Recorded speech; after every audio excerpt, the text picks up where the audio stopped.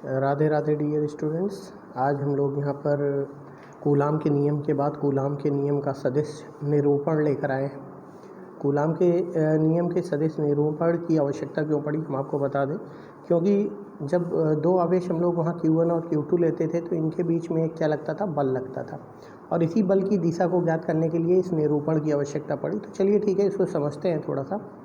सबसे पहले हम लोग क्या करते हैं, माना दो बिंदु आवेश Q1 व Q2 हैं जिनका मूल बिंदुओं के सापेक्ष स्थिति R1 व R2 है।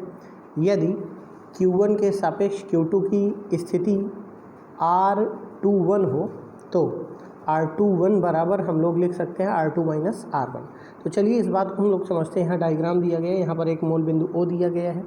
O के सापेक्ष यहाँ पर Q1 और Q2 दो आवेश दिए गए हैं जिनकी क्रमशः दूरियाँ R1 और R2 दी गई हैं। अगर इनकी बात करें तो यहाँ पर x अक्ष, y अक्ष और z अक्ष दिए गए हैं, इनके सापेक्ष ये दिया गया है। अब Q1 और Q2, अब यहाँ क्योंकि दो आवेश हैं तो Q1 और Q2 ये क्या करते हैं, एक दूसरे पर एक बल लगाते हैं।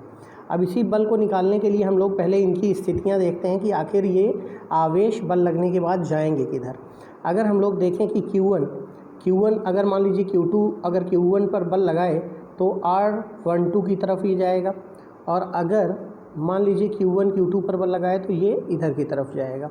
तो इसी प्रकार से हम लोग यहाँ पर देख चुके हैं कि R21 क्या है, R2 माइनस R1। ये एक्चुअल में बताता क्या है, इसको हम बता दें।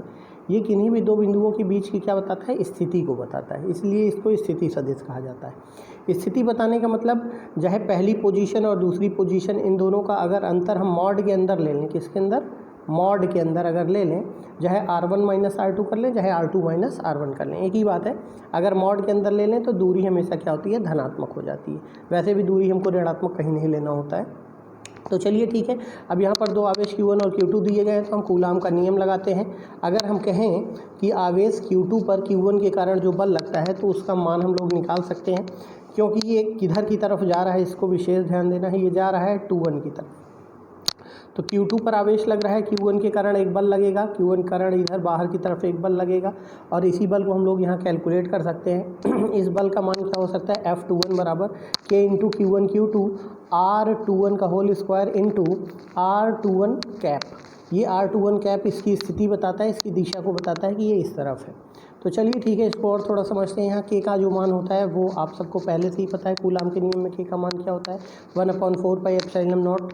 ठीक है, इसका मान 9.0 इंटू 10 की पावर माइनस 9 9.0 इंटू 10 की पावर 9 होता है। और यहाँ R21 क्या बताता है, बल की दिशा में एकांक सदिश को बताता है। तो चलिए ठीक है, यहाँ से F21 का मान निकालते हैं। अब यहाँ पर क्योंकि R21 का मान हमने यहाँ देखा था, R21 का मान R2 माइनस R, तो इसको चाहें तो दूरी को लिख सकते हैं। दूरी हमेशा धनात्मक होती है, वैसे भी यहाँ स्क्वायर है तो कोई फ़र्क इससे पड़ने वाला नहीं है, दूरी वैसे भी धनात्मक ही होगी। तो फिलहाल यहाँ पर F21 का मान हम लोग कैलकुलेट कर लेते हैं। ठीक इसी प्रकार से हम लोग यहाँ देखते हैं कि अगर आवेश Q1 पर Q2 के कारण अगर बल लगे तो इधर की तरफ ये बल लगेगा, और इसका जो मान होगा सिमिलरली पहले वाले बल की तरह इसका भी मान इसी तरह से यहाँ K Q1 Q2 by R1 minus R2 का होल स्क्वायर हो जाएगा, और ये R12 यहाँ एकांक सदिश इसमें आ जाएगा। अब क्योंकि हमको ये चीज़ पता है कि R21 बराबर क्या है, R2 माइनस R1 है। अगर हम माइनस R1 और माइनस R2 लिख लें तो इसको यहाँ पर सब्स्टिट्यूट कर सकते हैं। तो कहने का मतलब ये है कि अगर हम देखें तो ये दोनों क्या हैं, एक दूसरे के विपरीत दिशा में जा रहे हैं। तो विपरीत दिशा में जा रहे हैं तो समीकरण 1 और 2 से, यानी कि इस वाले समीकरण और समीकरण नंबर इससे हम लोग यहाँ देख सकते हैं कि ये दोनों विपरीत दिशा में हैं। तो हम लोग वैल्यू लिख सकते हैं कि जो R21 का मान होगा माइनस R12 का मान होगा। अगर ये स्थितियाँ अलग अलग हैं तो इसका मतलब ये बात इस बात की पुष्टि करती है कि ये दोनों बल भी विपरीत दिशा में होंगे।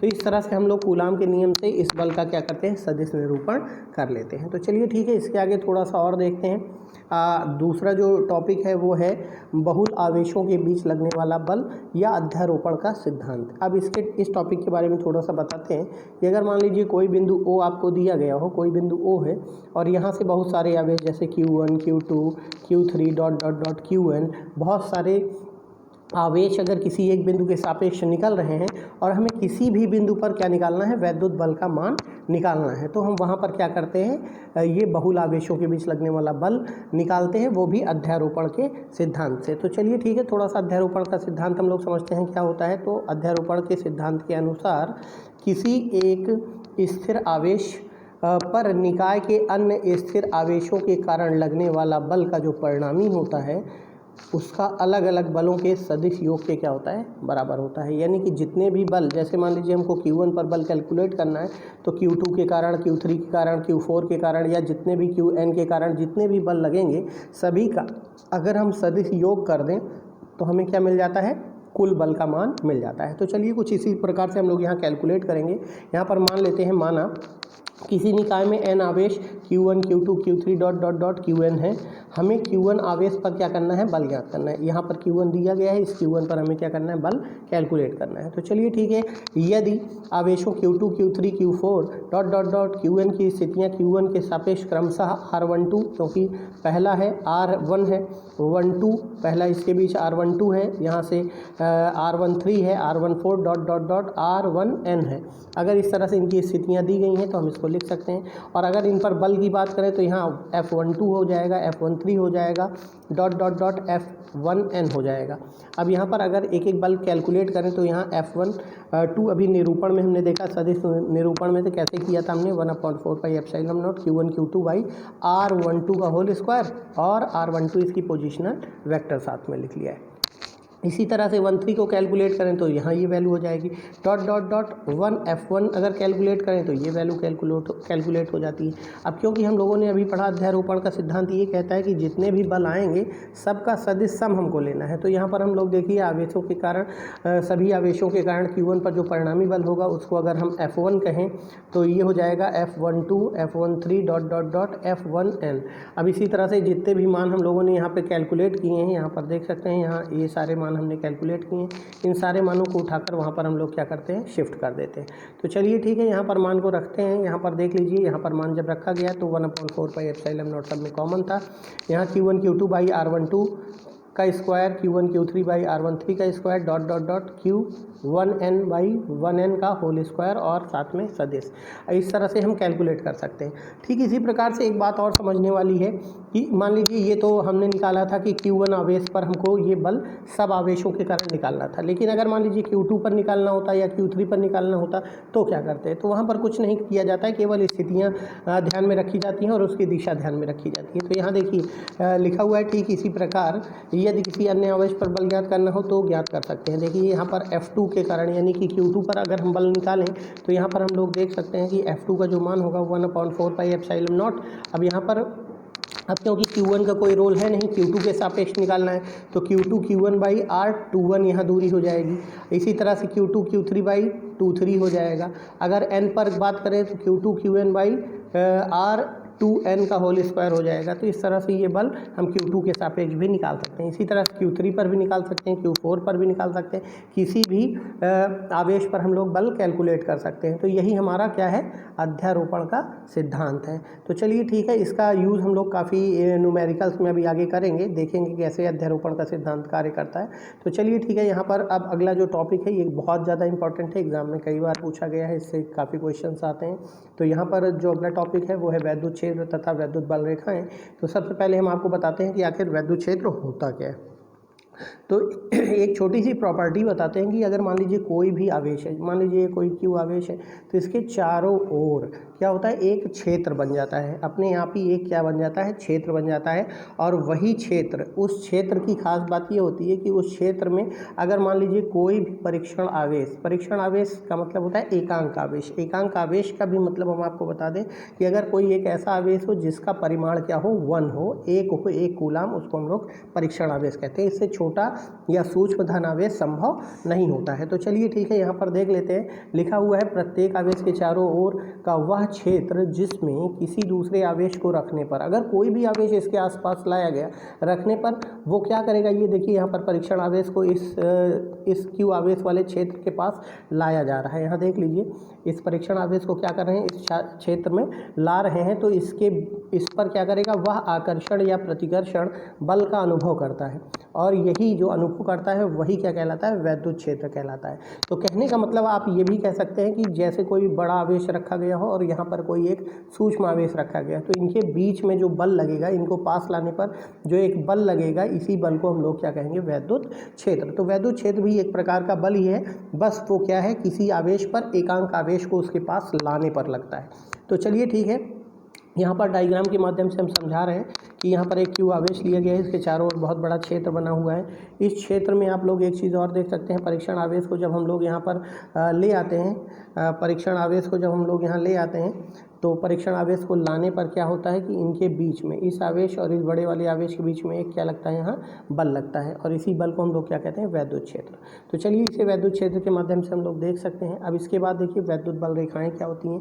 अब अतः किसी विद्युत क्षेत्र में खींचा गया वह काल्पनिक निष्कोण वक्र जिस पर एक स्वतंत्र व पृथक्कृत एकांक धनावेश चलता है, वैद्युत बल रेखाएं कहलाती हैं। तो इस बात को भी समझाते हैं कि जैसे मान लीजिए कोई पॉजिटिव चार्ज है, तो इससे अगर इधर की तरफ एकांक आवेश, अब मान लीजिए बड़ा आवेश हमने लिया, अब बड़ा आवेश, इस पर कोई एकांक आवेश इस तरह से अंदर की तरफ आ रहा है, अगर अंदर की तरफ आ रहा है तो ये रेखाएं जो बन रही हैं जिस पर वो चल के आ रहा है एकांक आवेश, एकांक आवेश जिस पर चल कर आ रहा है, इसी को हम लोग कहते हैं क्या, वैद्युत बल रेखा।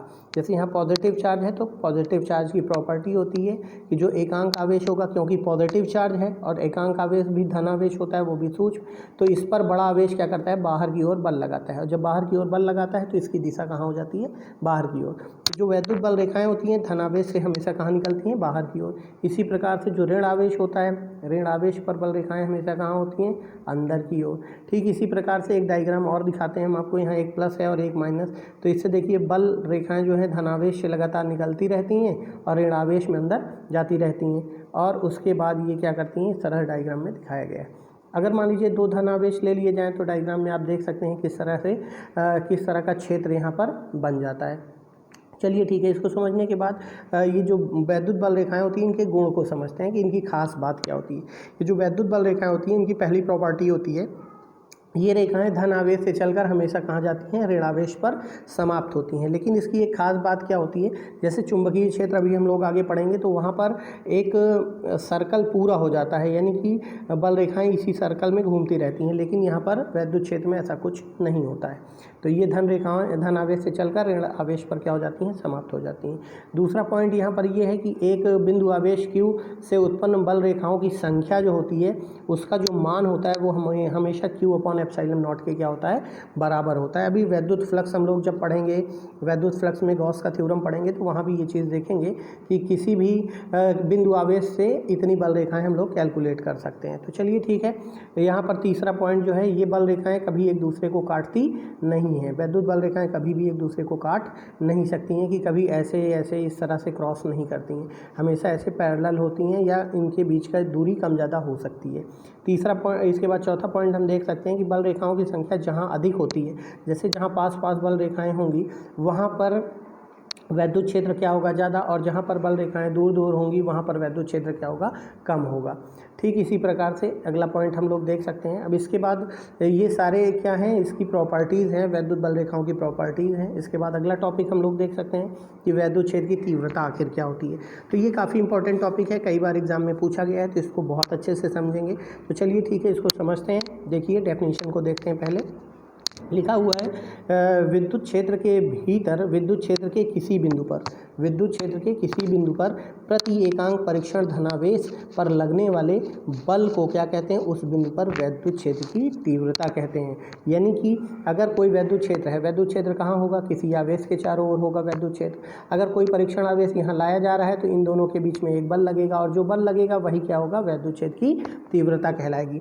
और इसकी माप कैसे की जा सकती है, अभी इसको हम समझाते हैं आगे। तो एक डेफिनेशन तो ये हो गई। दूसरी डेफिनेशन और हम देख सकते हैं कि विद्युत क्षेत्र के भीतर किसी बिंदु पर लगने वाले बल तथा परीक्षण आवेश का जो अनुपात होता है, उसे हम लोग वैद्युत क्षेत्र की क्या कहते हैं, तीव्रता कहते हैं। उसको कुछ मैथमेटिकली हम लोग देख सकते हैं।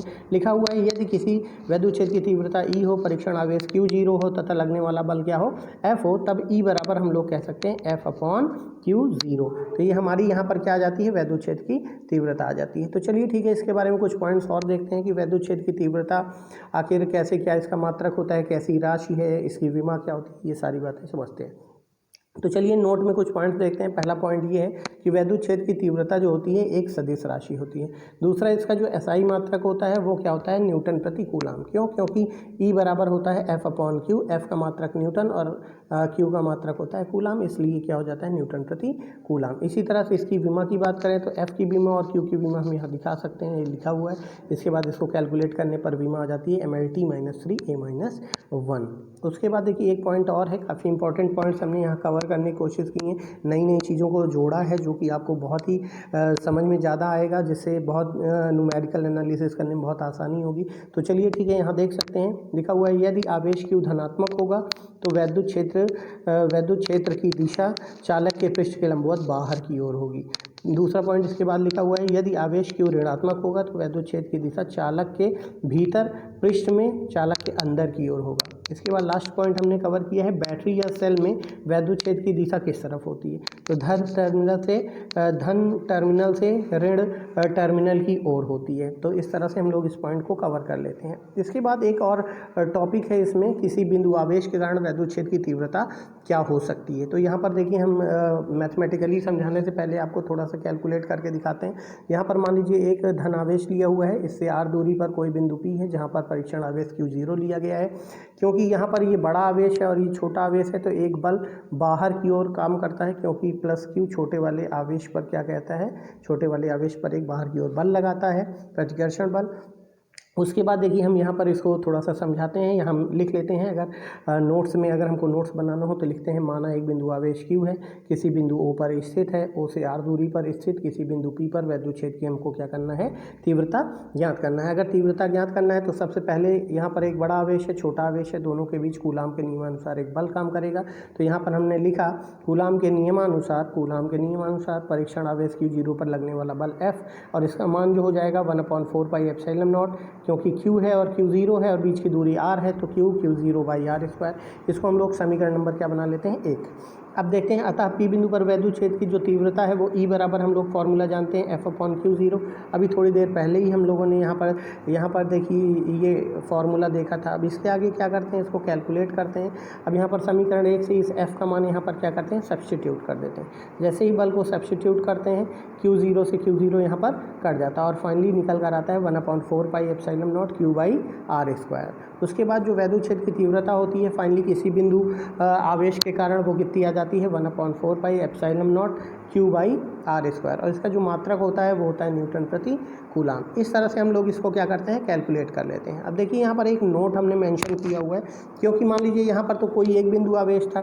इसी तरह से अगर मान लीजिए तरह तरह के Q1 Q2 Q3 Q4 dot dot dot बहुत सारे बिंदु आवेश अगर आपको दिए गए हों तो उनकी तीव्रताएं भी क्या होती हैं, बिंदु आवेश कारण भिन्न भिन्न होती हैं। तो यहाँ हमने लिखा यदि किसी स्थान पर कई बिंदु आवेश Q1 Q2 Q3 विद्यमान हो तो प्रत्येक आवेश के कारण जो तीव्रताएं हैं वो E1 E2 E3 हैं।